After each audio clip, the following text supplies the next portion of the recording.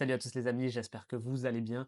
Aujourd'hui, on se retrouve pour une nouvelle vidéo où on va parler de mes pronostics pour l'UFC 310 qui aura lieu à Las Vegas entre la nuit de samedi à dimanche du 7 au 8. Donc on va parler forcément de Gane contre Volkov, le numéro 2. On va parler de Pantoja contre Asakura et on va parler de Shavkat contre Gary. C'est parti, vous commencez à le connaître. Le générique. I'd like to take this chance to apologize to absolutely nobody. I said I would fight you. I said I would kill you.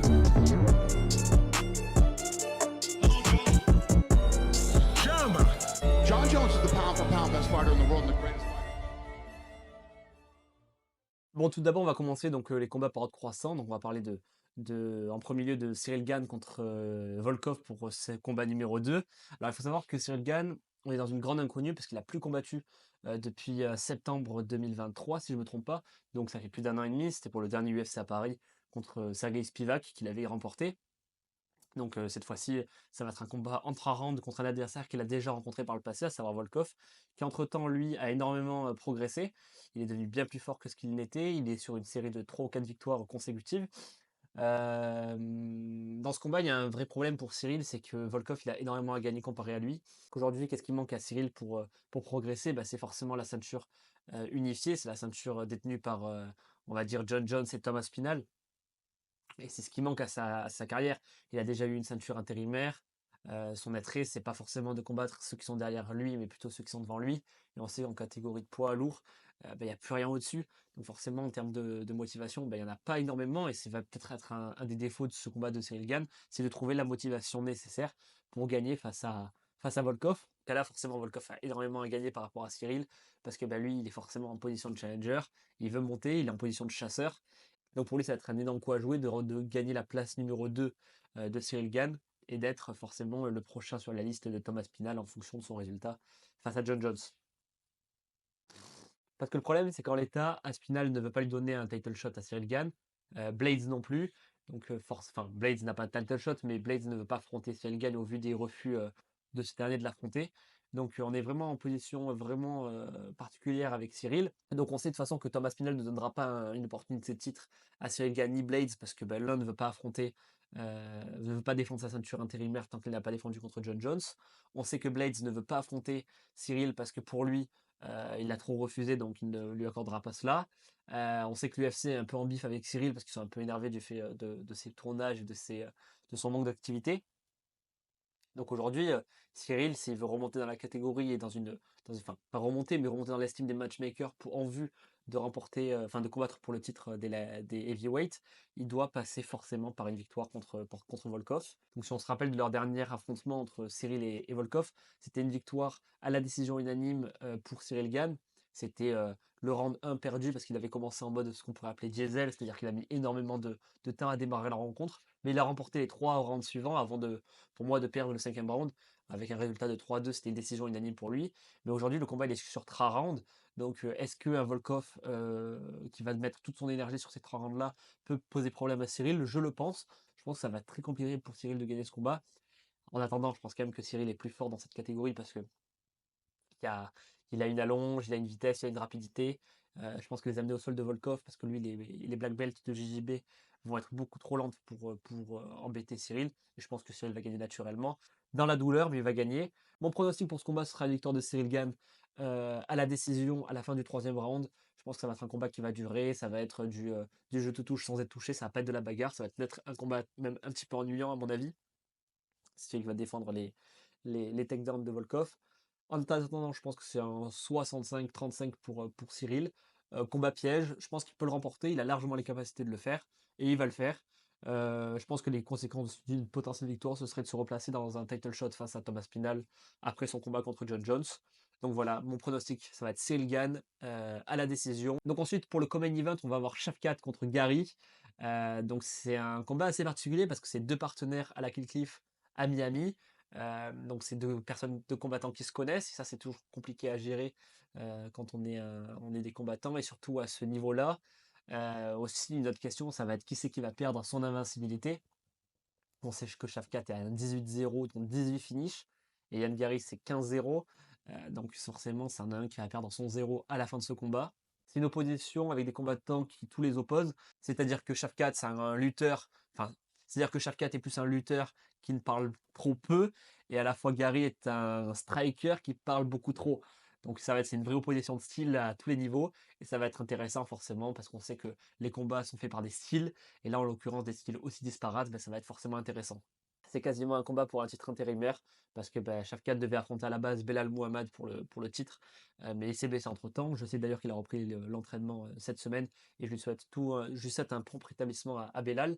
Donc ça va être voilà un combat quasiment pour une ceinture intérimaire sans en être une. Ça va être vraiment de définir qui est le contender numéro un dans la catégorie welterweight.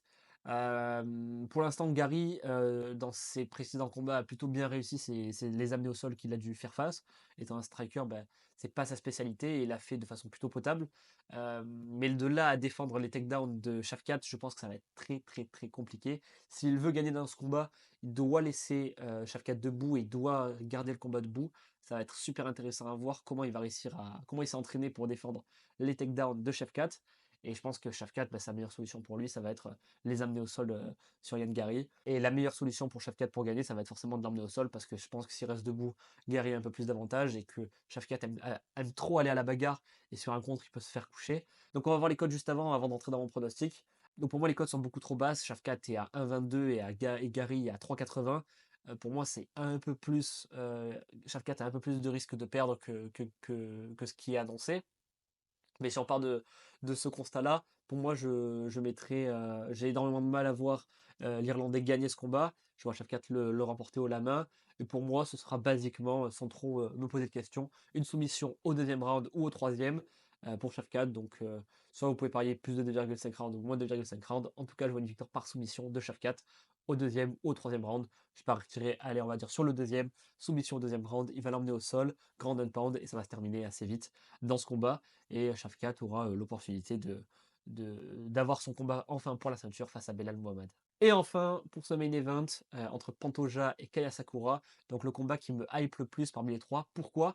Parce que Pantoja, c'est 9 victoires contre le top 10 des flyweight, donc la catégorie des moins de 57 kg. Face à lui, c'est Asakura, c'est un champion bantamweight, donc un champion des moins de 61 kg, mais de l'organisation du Rising, qui est une organisation japonaise, quasiment l'enfant né du Pride FC de l'époque. Donc c'est un moins de 61 kg qui ne cut pas, c'est-à-dire qu'il ne perd pas de poids. Et on sait qu'un 61 kg qui ne cut pas, c'est un très très gros bébé pour la catégorie flyweight. Mais aujourd'hui, la grosse variable qu'on ne connaît pas, c'est que Asakura n'a jamais combattu à l'UFC. Donc c'est un fait super intéressant et novateur. Je crois que c'est la première fois qu'un combattant qui n'a jamais combattu à l'UFC fait un combat directement pour le titre. Donc on ne connaît pas du tout les capacités physiques à un tel niveau, à savoir celui de l'UFC. Donc ça va être très intéressant parce que on ne sait pas comment va réagir Asakura au niveau UFC, et en même temps, Asakura a un différentiel de taille, de poids et de force que n'a pas connu Pantoja parce qu'il est habitué à affronter que des vrais flyweight et pas des flyweight dopés, donc des bantams qui cut. Donc ça va être très très très très intéressant à voir l'opposition de style. On sait que Dana White veut absolument voir Pantoja perdre par rapport au star power que peut déclencher sur le continent asiatique Asakura. Asakura est un puncher, il met des KO. Donc pour eux, c'est totalement bénéfique de voir un combattant de ce style rentrer dans une catégorie où il y a peu de KO et il y a peu de spectacles généralement. Je pense que ça va être le combat le plus difficile pour Pantoja et de loin, parce qu'il n'est pas habitué, comme je viens de dire, à un mec aussi fort et aussi puncher et aussi gros pour la catégorie auquel il concourt. Les cotes, je les trouve aussi dopées par rapport à ce qu'elles prétendent, c'est-à-dire que 1,22 pour Pantoja et 2,80 pour Sakura, je le trouve beaucoup trop bas pour Pantoja. Je pense qu'il a énormément de risques dans ce combat. Je verrais plus un Pantoja à 1,80 ou 1,90 et à Sakura à 2,80, ça me va très bien.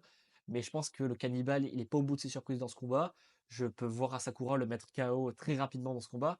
On pourrait imaginer un combat qui part très vite en vrille et Asakura qui met KO au premier round de Pantoja.